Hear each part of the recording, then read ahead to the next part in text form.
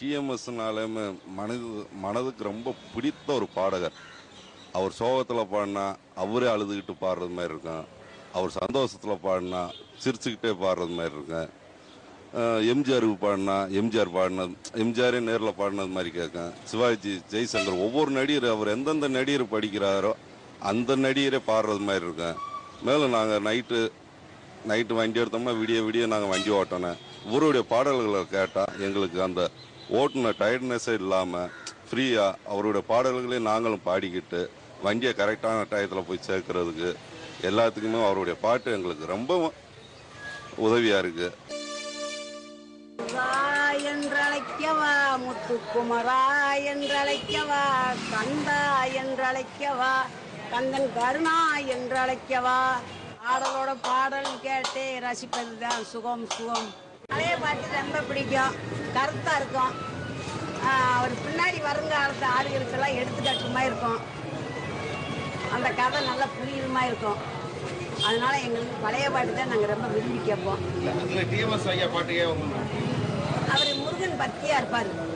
அவருக்கு சருக்கா ஓடும். அந்த முருகன் சருக்கா ஓடுமா சொல்லுவார் நேரம் கேட்க பேட்டியில். அதனால அவரை பற்றி நாங்கள் பார்ப்போம் ரொம்ப.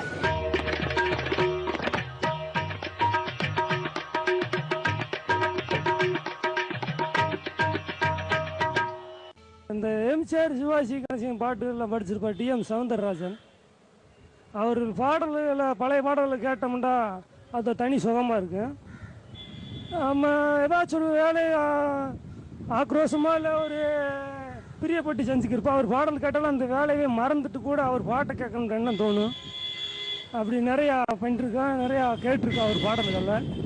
இன்னும் இவ்வளவு காலங்கள் மாறியும் அந்த 1986, 85, 77 வந்த பாடல் இன்னும் கேட்குற போது இன்னும் ஒரு இனிமையாக இருக்குது. நான் வசந்த மாளிகை படத்துல இருந்து டிஎம்ஸ் பாடலை பூரா ரசிக்க ஆரம்பித்தேன். ஆனால் இன்னைக்கு கேட்குறதுக்கு இனிமையாக இருக்குது. அவர் சௌராஷ்டிரா சேர்ந்தவர். ஆனால் தமிழ் உச்சரிப்புகள் எப்படி அழகாக வருதுன்னு எங்களுக்கு தெரியல. அவர் பாட்டை கேட்ட ஆரம்பிச்சிலேருந்து அவர் பாடலை நான் கேட்டுக்கே தான் இருக்கேன். வண்டியில் போகும்போது எங்கே போனாலும்.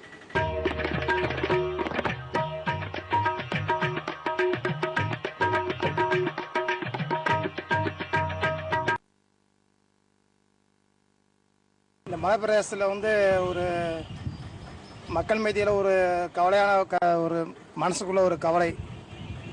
விடிய எந்திரிச்சோடனே ஒரு பக்தி பாடல் கேட்கணும்னாலும் டிஎம்எஸ் பாடல் தான். அதை நம்ம கேட்டுக்கொண்டே கேட்டுக்கிட்டே இருக்கலாம். அந்த பாட்டை மறக்க முடியாது, யாரும் மறக்க முடியாது. இந்த மலைச்சாரலில் பக்கம் தேக்கிட்டு இருக்கு. இந்த இந்த அருமையான இடத்துல டிஎம்எஸ் பாடலாம் ஒரு தனிமான இடத்துல கேட்டு மலை பிரதேசம். எங்கள் பகுதி மலை ஒட்டின பகுதி.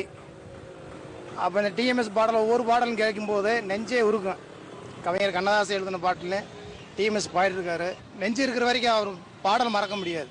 அதே மாதிரி பக்தி பாடலில் டிஎம்எஸ் முருகனை பற்றி பாடிருப்பார். அதெல்லாம் உடம்பே பிள்ளைரிக்கும். அந்த அளவுக்கு தெளிவான ஒரு குரல்ண்டா அவர் டிஎம்எஸ் தான். கவிஞர் கண்ணதாசனுக்கு அதே எம்ஜிஆர், சிவாஜி கணேசன் அவர் குரல் ஒத்து போகும். அந்த அளவுக்கு டிஎம்ஸ் ஒரு மக்கள் மத்தியில் நல்ல இடம். அதேமாதிரி பாடல்னு எடுத்துக்கிட்டாலே டிஎம்ஸ் பாடல் தான் மறக்க முடியாத இது அனுபவம். ஆனால் அவர் நம்மகிட்ட இல்லை. அவர் இருந்தாலும் அவர் பாடல் நம்மகிட்ட ஒழிச்சுக்கிட்டு நம்ம செவி பக்கம் ஒழிச்சிட்டே இருக்கு.